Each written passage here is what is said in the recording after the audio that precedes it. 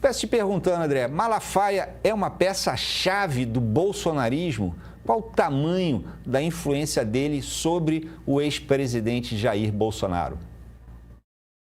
Boa noite, Tadã. Boa noite, Walter, que tá por aí também. Boa noite a todo mundo que está assistindo. O Silas Malafaia, ele é uma figura importante para o Bolsonaro, porque o Bolsonaro, ao longo de toda a carreira política dele, ele foi muito mais ligado à questão da segurança pública, né? Ele é um militar, né? Então ele foi deputado pelo Rio de Janeiro, principalmente com essa pauta.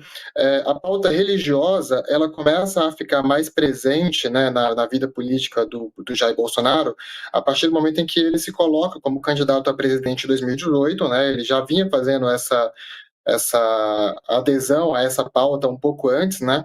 E o Silas Malafaia acaba sendo um personagem muito importante eu posso dizer, na incorporação dessa pauta religiosa na carreira política do Bolsonaro, porque ele atua como uma espécie de mentor do Bolsonaro no campo religioso, na pauta de costumes, né? Vale lembrar que a relação do Silas Malafaia com o Bolsonaro já é um pouco mais antiga, né? O Silas Malafaia foi o pastor que casou o Bolsonaro com a mulher dele, a Michelle, em 2013, e desde então eles vêm se aproximando, e o Silas Malafaia tem atuado desde então como uma espécie de conselheiro, não apenas espiritual, né, já que ele foi o pastor que casou o Bolsonaro com a Michelle, mas também como um conselheiro político, né, como se ele operasse como essa figura que entende os evangélicos e, portanto, ele diz ao Bolsonaro como o Bolsonaro deve agir em determinados assuntos.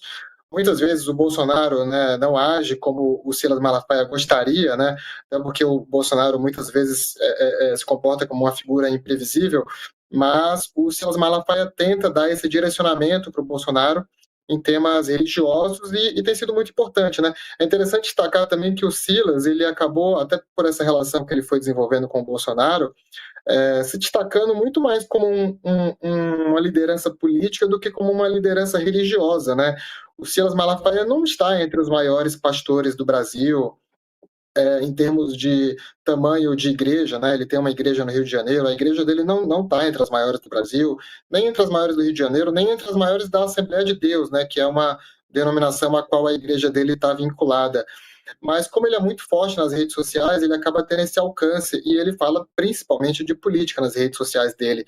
Então ele acabou se tornando mais conhecido, se a gente pudesse fazer uma comparação, daria para comparar com o Edir Macedo, que também tem uma participação política. O Edir Macedo, inclusive, ele é o controlador, digamos assim, do Republicanos, né, que é um dos maiores partidos do Brasil, mas é uma figura muito discreta, que não dá entrevistas, não fica fazendo vídeos em redes sociais, né, é uma atuação mais de bastidores.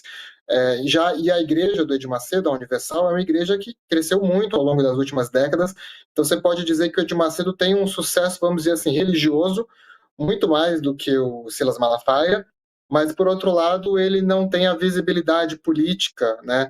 Por uma opção pessoal, né? Se ele quisesse, ele teria, mas ele não tem a visibilidade política que o Silas Malafaia tem, inclusive por ter se colado muito ao Bolsonaro nos últimos anos, que também é uma característica do Silas, né? Ele participa da política há muitos anos, né? Desde 89, já apoiou diferentes candidatos, inclusive já apoiou, né, já apoiou a Marina Silva, já apoiou candidatos tucanos, e vem apoiando o Bolsonaro desde 2018, porque, digamos assim, o Bolsonaro é o presidenciável, né, ou foi o presidente que mais se aproximou da população evangélica e dos políticos evangélicos.